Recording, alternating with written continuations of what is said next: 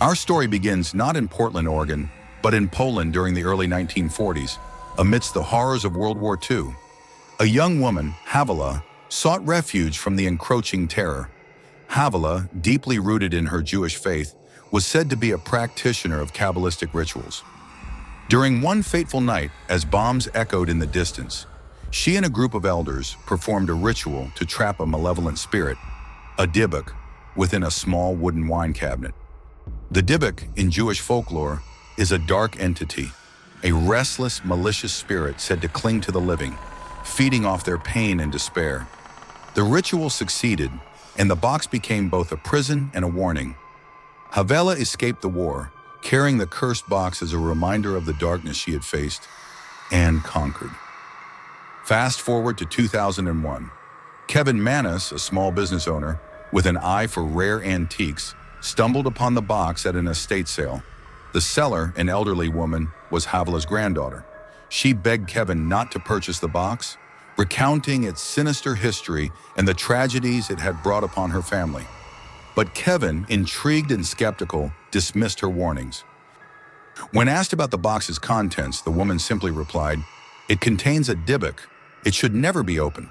But Kevin saw only a curious antique, a potential conversation piece for his shop. He purchased it, unwittingly inviting terror into his life. The box's influence was immediate.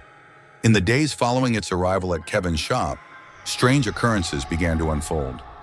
Light bulbs shattered inexplicably. The air grew heavy with a sense of dread. Then came the smells, a mix of jasmine flowers and rancid urine, wafting from the box. Convinced there was more to the story, Kevin decided to open it. Inside, he found strange relics. 2 locks of hair bound with string, a small golden goblet, a dried rose, and an engraved tablet inscribed with Hebrew letters. But as he examined the items, he unknowingly unleashed something far more sinister. Nightmares plagued his sleep, visions of shadowy figures, unholy whispers, and screams that echoed endlessly. Kevin's torment extended to those around him. One fateful day, he gifted the box to his mother for her birthday. Within moments, she suffered a stroke. Friends and visitors to his shop reported feeling uneasy, hearing faint voices, and experiencing inexplicable bad luck. The box's malevolence was undeniable. Desperate to rid himself of the box, Kevin sold it online, but the curse only passed to its next unsuspecting owner. Each new guardian of the box suffered, shattered relationships, failing health, and encounters with the unexplainable. The box eventually landed in the hands of Jason Haxton, a museum curator who had studied paranormal artifacts. Jason documented its effects meticulously. He experienced sudden illnesses, welts covering his body, uncontrollable coughing fits, and vivid dreams of darkness. The Dybbuk seemed to grow stronger, feeding on his fear. Jason sought the advice of rabbis, who performed rituals to seal the Dybbuk back inside the box. He then placed it in a secured container, vowing never to open it again. Yet the box's legend only grew, attracting the attention of paranormal enthusiasts and skeptics alike. Today, the Dybbuk Box rests within Zach Bagans' Haunted Museum in Las Vegas, sealed in a glass case. Visitors report feelings of nausea, dizziness, and an unshakable sense of terror. Some claim to have seen shadowy figures in the room. Zach himself describes it as the most haunted item in his collection, a centerpiece of the museum's eerie aura. But there is more to the box's dark history. Legends whisper of prior owners who never dared speak of their experiences, stories lost to time but hinted at in fragments. Some claim the box's origin predates even Havila, tied to ancient rituals of binding spirits, rituals as forbidden as they were powerful. Was the Dybbuk Box truly crafted as a tool of protection, or was it always a conduit for something darker, a key, not a prison? Perhaps the answer lies not in its physical form, but in the secrets it guards, secrets we may never fully uncover. And now, dear listener, tell me, would you dare to open the Dybbuk Box? Share your thoughts in the comments below before we unravel the sinister story of Annabelle, the cursed doll.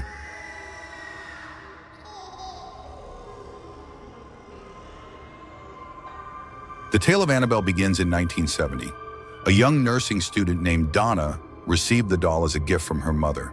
It seemed harmless enough, a cheerful Raggedy Ann doll with stitched eyes and a red yarn smile. Donna placed it on her bed, never suspecting it would become the epicenter of unimaginable terror. At first, the doll's presence was comforting.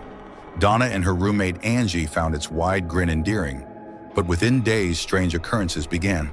The doll would shift positions when left alone. At first, it was subtle, a tilt of the head or an arm extended, but soon the movements became undeniable. One night, Donna returned home to find Annabelle on the floor, despite leaving her on the bed that morning. Her arms were now crossed, and her legs dangled unnaturally.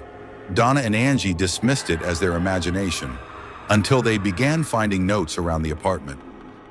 The messages written in a childlike scrawl read things like, "Help us," and "Help Lou."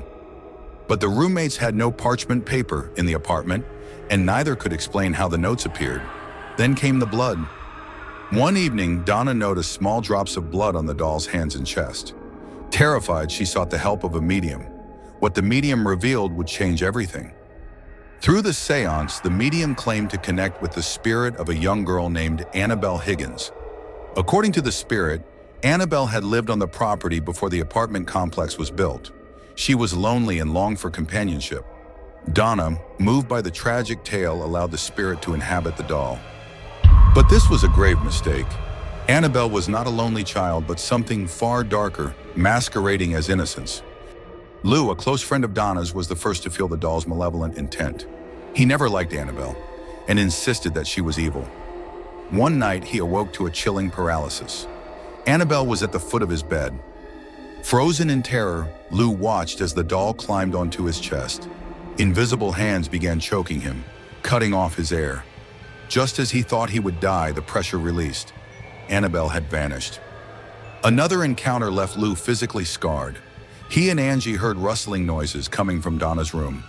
Investigating, they found Annabelle lying on the floor. As Lou approached, a searing pain erupted on his chest. Scratches like the talons of a beast appeared, burning, fresh, and deep. The wounds healed within 2 days, but the terror lingered. Lou's experiences with Annabelle didn't end there. One evening, Lou and Angie were alone in the apartment. A series of loud bangs erupted from Donna's room. Gathering their courage, they opened the door to find nothing amiss, except Annabelle, seated upright in a chair, staring directly at them. Suddenly, the room turned ice cold. Lou heard a faint growl, low and guttural, as though it came from the walls themselves. Panicked, they shut the door and fled the apartment, leaving the doll behind. Desperate, Donna reached out to an Episcopal priest, who in turn contacted Ed and Lorraine Warren, renowned paranormal investigators. When the Warrens arrived, they immediately recognized the doll's true nature. The Warrens explained that the spirit was no child. It was a demonic entity, using the doll as a conduit. Its goal was clear: to possess a human soul. The Warrens took Annabelle to their occult museum, locking her inside a specially blessed glass case. The case bore a warning: positively do not open. Yet even confined, Annabelle's influence persisted. Over the years, visitors to the museum have reported car accidents after mocking the doll. Others claim to feel an oppressive presence near her case. Annabelle's legacy continues, a reminder of the thin veil between our world and something far darker. So what do you believe? Is Annabelle merely a doll, or is she something far more sinister? Tell me in the comments below. Don't forget to like, subscribe, and hit the bell for more tales that will chill you to the bone. Until next time, sleep tight if you can.